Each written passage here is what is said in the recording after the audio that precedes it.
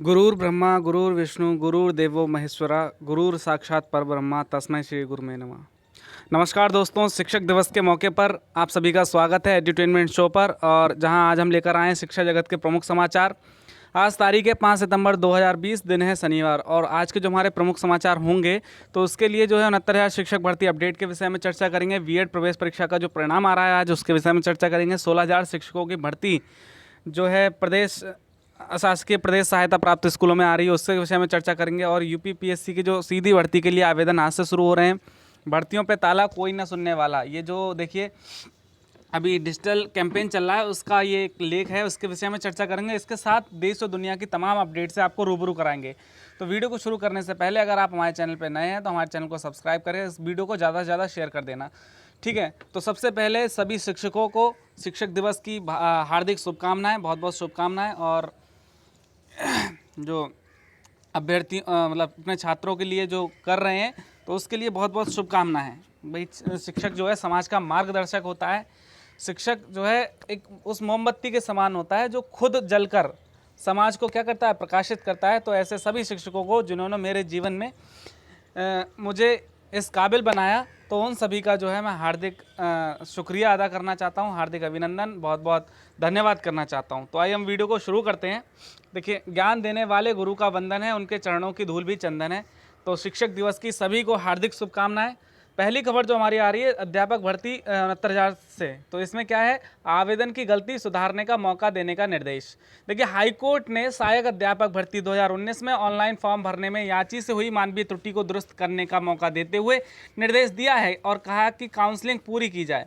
यह आदेश न्यायमूर्ति पंकज भाटिया ने संत कबीर नगर के धीरेन्द्र कुमार की याचिका पर दिया है। याची अधिवक्ता का कहना कि ऑनलाइन फॉर्म भरने में मामूली गलती हो गई, जिसे ऑनलाइन दुरुस्त करने का प्रयास किया गया लेकिन सफलता नहीं मिली। याची अधिवक्ता का कहना था कि सत्येंद्र कुमार शुक्ल केस में कोर्ट ने ऐसी ही गलती सुधारने का मौका दिया है, जिस पर कोर्ट ने याची को त्रुटि ठीक करने का मौका दिया। देखिए, निश्चित रूप से अभी आपने कल ही देखा होगा एक अर्चना जी का केस था जिसमें उनको राहत दी गई है माननीय सुप्रीम कोर्ट से। तो अब उसकी तर्ज पर जो सिंगल बेंच और डबल बेंच में ऐसे जो मामले होंगे निश्चित रूप से उनमें राहत दी जाएगी।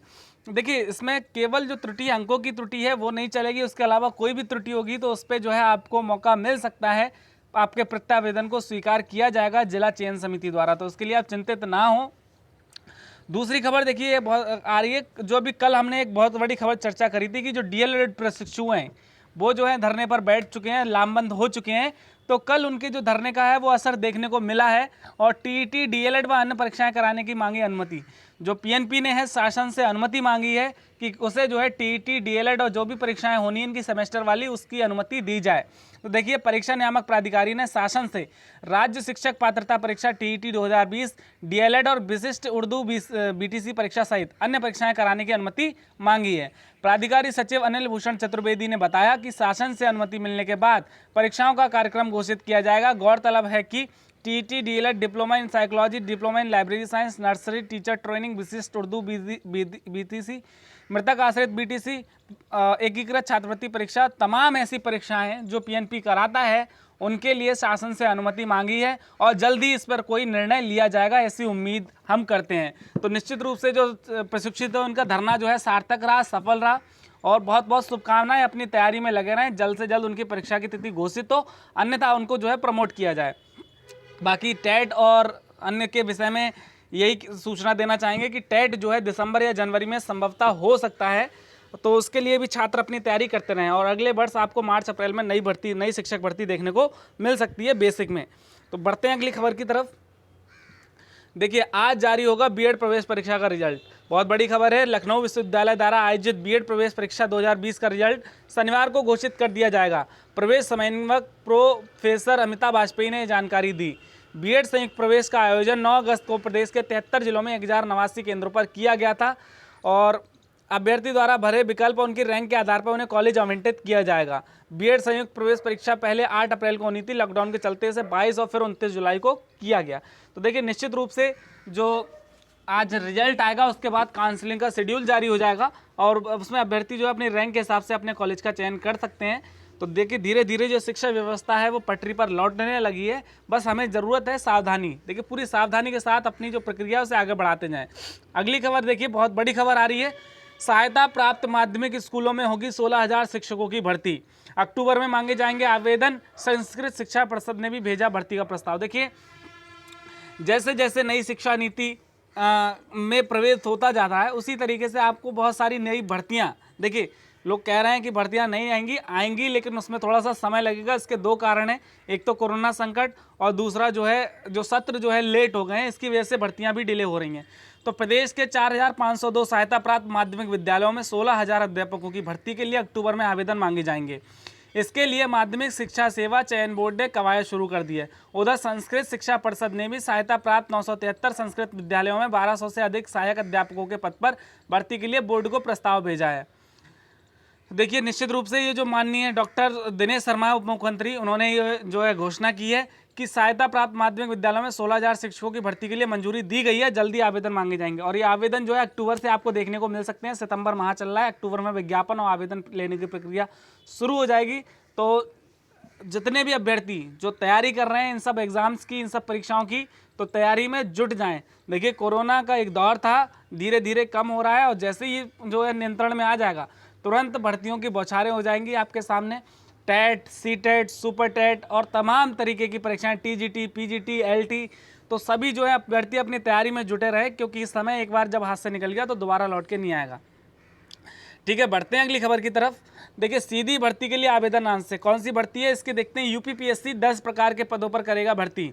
देखिए, उत्तर प्रदेश शासन के अधीन 10 प्रकार के पदों पर सीधी भर्ती के लिए 5 सितंबर से ऑनलाइन आवेदन लिए जाएंगे। यूपीपीएससी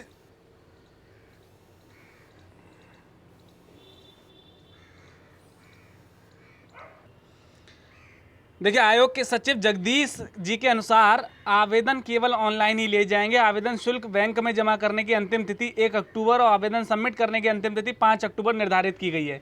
जिन पदों के लिए आवेदन लिए जाने हैं उसमें कौन कौन से पद हैं देख लीजिए। विधीक्षण अधिकारी, पशुपालन विभाग के तहत पशु चिकित्सा अधिकारी, भूतत्व एवं खनिकर्म के अंतर्गत खान अधिकारी, चिकित्सा शिक्षा विभाग में सहायक आचार्य और चिकित्सा शिक्षा विभाग में प्रधानाचार्य, ऐसे तमाम पद हैं 10 विभागों में जो है सीधी भर्ती जो है की जाएगी, जिसके लिए आज से आवेदन मांगे गए हैं यूपीपीएससी में। तो जो है निश्चित रूप से जो अभ्यर्थी योग्यता रखते हैं इसके लिए आवेदन करें और अपनी तैयारी पूरी करें। देखिए, ये खबर जो है बहुत बड़ी आ रही है। सिपाही भर्ती दस्तावेज सत्यावन 7 सितंबर से। देखिए, सिपाही सिविल पुलिस व पीएससी में सिपाही पद पर अक्टूबर 2018 में हुई सीधी भर्ती परीक्षा में चुने गए 14,000 अभ्यर्थियों की शिक्षा परीक्षा व चरित्र सत्यापन की कार्रवाई 7 सितंबर से शुरू होगी। उत्तर प्रदेश के चयनित अभ्यर्थियों का चिकित्सीय परीक्षण उनके गृह जनपदों में कराया जाएगा। जिन अभ्यर्थियों का गृह जनपद अन्य राज्य में है उनके लिए अलग अलग जिले तय किए गए हैं। चयनित अभ्यर्थियों से कहा गया कि वे बुलावा पत्र व सभी अभिलेख लेकर तय समय पर आएँ। तो निश्चित रूप से जो अभ्यर्थी लंबे समय से, देखिए अक्टूबर 2019 से इंतजार कर रहे थे कि कब उनकी नियुक्ति होगी, तो उन्हें अब मौका दिया गया है। अब उनका मेडिकल और जो है डीवी करवा के उनको ज्वाइनिंग दी जाएगी, उन्हें ट्रेनिंग पर भेजा जाएगा। तो ऐसे सभी अभ्यर्थियों को बहुत बहुत बधाई, बहुत बहुत शुभकामनाएं। देखिए, अब ये खबर आ रही है, ये थोड़ी सी निराशाजनक है, चिंताजनक करने वाली खबर है। नए पदों के सृजन पर रोक, खाली पर नई भर्ती नहीं। देखिए, जो भी नई भर्ती अब आपको केंद्र स्तर की बात हो रही है, जल्दी देखने को नहीं मिलेगी। और जो नई भर्ती खाली पर नई भर्ती नहीं, और जो पद खाली हैं उन पर भी नई भर्ती नहीं होगी। क्यों? क्योंकि कोरोना के चलते वित्त मंत्रालय ने खर्चों में कटौती की है। तो देखिए, कोरोना महामारी के कारण अर्थव्यवस्था पर पड़े दुष्प्रभाव के चलते केंद्र सरकार ने वित्तीय हालात से निपटने के लिए खर्चों में कटौती शुरू कर दी है। इसके तहत मंत्रालयों, उनसे जुड़े विभागों, संवैधानिक संस्थाओं और स्वास्थ्य संस्थाओं के नए पद सृजन पर रोक लगा दी गई है। वहीं ऐसे पदों पर तत्काल भर्ती रोकने का कहा है जो अभी तक भरे नहीं गए हैं। ठीक है, कम किए जाएंगे सलाहकार। तो ऐसी तमाम जो है रणनीतियां बनाई जा रही हैं जिससे कि जो वित्त है, मतलब फाइनेंस को काबू में किया जा सके। अभी आपने देखा होगा जीडीपी -23.9 चली गई है, जो कि बहुत चिंताजनक है। तो इसको नियंत्रित करने के लिए अब सरकार ऐसे कदम उठा रही है जिसके तहत वो नई भर्ती पे रोक और जो पद खाली है उन पे रोक, खर्चों में कटौती, और ठीक है, जबरन रिटायरमेंट, तो ऐसे तमाम आपको जो है देखने को मिलेंगे। तो निश्चित रूप से ये चिंताजनक है, और ख़ास तौर से उस तबके के लिए, बेरोजगार तबके के लिए, जो इस भर्तियों की आस में लंबे समय से ताक लगाए बैठा था। अब उसे और इंतज़ार करना पड़ेगा और बेरोजगारी का दंश झेलना पड़ेगा। बढ़ते हैं अगली खबर की तरफ। देखिए ये बड़ी खबर आ रही है सीबीएसई से। तो 10वीं 12वीं की कंपार्टमेंट परीक्षाएं 22 से 29 के बीच। सीबीएसई ने शुक्रवार को 10वीं और 12वीं की कक्षा की कंपार्टमेंट परीक्षाओं की तारीखों का ऐलान कर दिया। ये परीक्षाएं 22 से 29 सितंबर के बीच आयोजित होंगी। इस वर्ष 10वीं में 1,50,198 व 12वीं में 87,651 छात्रों की कंपार्टमेंट आई है। तो बिल्कुल निश्चित रूप से 22 से लेकर 29 के बीच में इनकी परीक्षाएं जो है कराई जाएंगी। इसकी डेट शीट बोर्ड की वेबसाइट पे अपलोड कर दी गई है। तो सभी स्टूडेंट देखिए अंतिम मौका है, इस पे पूरी तैयारी करके जाएं और जो अपना उनके देखिए जो भी त्रुटियां, मतलब त्रुटि का मतलब जो पेपर में खामी हो गई उसको दूर करके अपने अंकों को दुरुस्त करें। बढ़ते हैं अगली खबर की तरफ। सेवा काल में कर्मचारी की हुई मृत्यु तो परिवार ग्रेच्युटी पाने का हकदार। देखिए हाईकोर्ट ने कहा कि यदि कर्मचारी की सेवा काल के दौरान मृत्यु हो जाती है तो उसका परिवार ग्रेच्युटी पाने का अधिकारी होगा। ग्रेच्युटी को इस आधार पर नहीं रोका जा सकता कि कर्मचारी ने रिटायरमेंट का विकल्प नहीं भरा था। बदायूं की सरोज कुमारी, बरेली की रेशम प्यारी व पीलीभीत की प्रेमवती की याचिकाओं पर अलग अलग सुनवाई करते हुए आदेश पंकज भाटिया न्यायमूर्ति ने दिया। देखिए निश्चित रूप से अगर कोई कर्मचारी सेवा काल के दौरान मृत्यु को प्राप्त हो जाता है तो उसके परिवार को ग्रेच्युटी मिलेगी। तो ये बहुत महत्वपूर्ण आदेश दिया है न्यायमूर्ति पंकज भाटिया ने। ये देखिए खबर, एक बहुत बड़ी खबर आ रही है। 4243 एलटी ग्रेड शिक्षकों की नियुक्ति का रास्ता साफ। प्रदेश के राजकीय माध्यमिक कॉलेजों में 4243 एलटी ग्रेड शिक्षकों की नियुक्ति का रास्ता साफ हो गया है। चयनितों के ऑनलाइन पदस्थापन के लिए सॉफ्टवेयर बनाने का निर्देश जारी हो गया है। शिक्षा निदेशक माध्यमिक विनय कुमार पांडे ने राष्ट्रीय सूचना विज्ञान एनआईसी के वरिष्ठ तकनीकी निदेशक को पत्र लिखा है। उत्तर प्रदेश लोक सेवा आयोग ने एलटी ग्रेड के 4243 सहायक अध्यापकों का चयन किया है। प्रदेश के 1108 बालक और 1186 बालिका हाईस्कूल व इंटर कॉलेजों में नियुक्ति होनी है। चयनितों को 7 वर्गों में बांटकर तैनाती देने का आदेश हो चुका है। सबसे पहले महत्वाकांक्षी जिलों, फिर राष्ट्रीय माध्यमिक शिक्षा अभियान के तहत संचालित और पंडित दीनदयाल उपाध्याय मॉडल स्कूलों में नवनियुक्त शिक्षकों का पदस्थापन होगा। देखिए निश्चित रूप से अब जो है इनकी नियुक्ति का रास्ता साफ हो गया है। जल्दी एनआईसी को सॉफ्टवेयर बनाने का निर्देश दिया गया है कि जल्द से जल्द इनका जो है एनआईसी के थ्रू में नाम चढ़ाकर इनको जो है नियुक्ति दी जाए, इनको विद्यालय प्रोवाइड किए जाएँ। तो इसके लिए 7 स्टेप में पहले जो है महत्वाकांक्षी जिले, फिर उसके बाद ऐसे तमाम जो है स्टेप बनाकर इनको जो है नियुक्ति दी जाएगी। अगली खबर की तरफ बढ़ते हैं। देखिए खाली पदों पर का भी अध्याचन मंगाकर जल्द भर्ती पूरी करे सरकार। देखिए कल ही एक खबर हमने दिखाई थी आपको कि सुप्रीम कोर्ट जो है तदर्थ शिक्षकों को राहत देकर उनको क्या दे रहा है, मौका दे रहा है। तो उसी सिलसिले में, उसी मामले में सुप्रीम कोर्ट ने क्या कहा है, संजय सिंह समेत 547 याचकों की एक साथ सुनवाई करते हुए कहा कि उत्तर प्रदेश के शासकीय सहायता प्राप्त कॉलेजों में प्रबंध तंत्र की ओर से नियुक्त तदर्थ शिक्षकों को किसी दिशा में विनियमित नहीं किया जा सकता। खाली पदों को भरने के लिए अब सरकार अध्याचन मंगाकर जल्द भर्ती पूरा करे।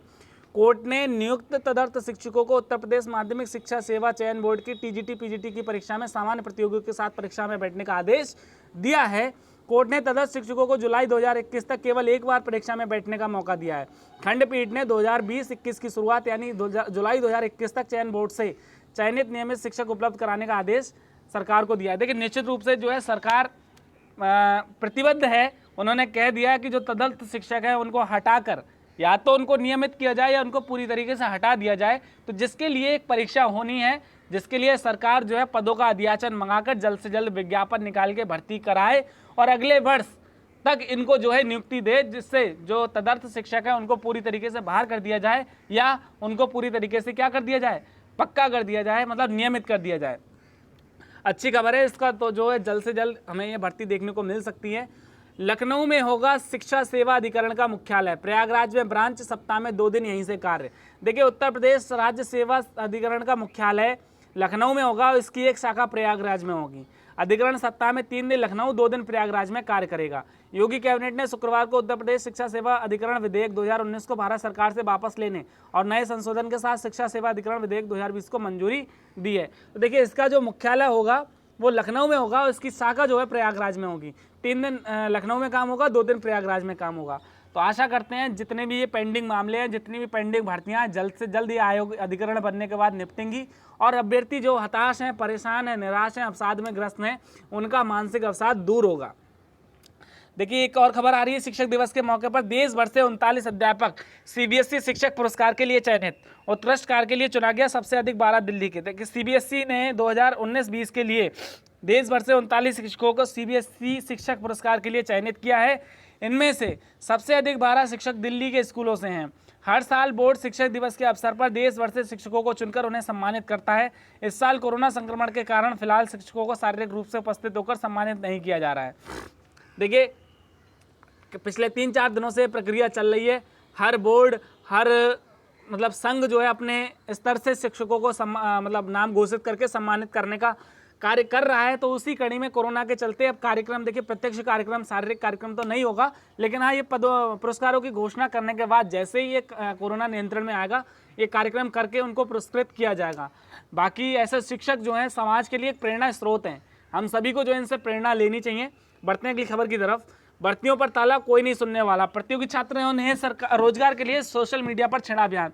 देखिए बिल्कुल, अभी आप भी देख रहे होंगे 3-4 दिन से एक ऐसी मुहिम चला रखी है जिसके तहत अभ्यर्थी जो है speak up for railway, speak up for SSC, speak up for student, speak up for vacancy, तमाम तरीके हैशटैग को जो है ट्रेंड करा रहे हैं और अपनी बात सरकार तक पहुंचाने के लिए पूरा जोर आजमाइश कर रहे हैं। तो रोजगार सिर्फ सरकारी नौकरी को नहीं कहते, पर यह तो मानोगे कि ना सरकारी नौकरी को भी रोजगार कहते हैं। सोशल मीडिया पर इन दोनों ऐसे ही बयान छाए हुए हैं। कोरोना काल में बड़ी बेरोजगारी में युवाओं का सब्र टूटने लगा है।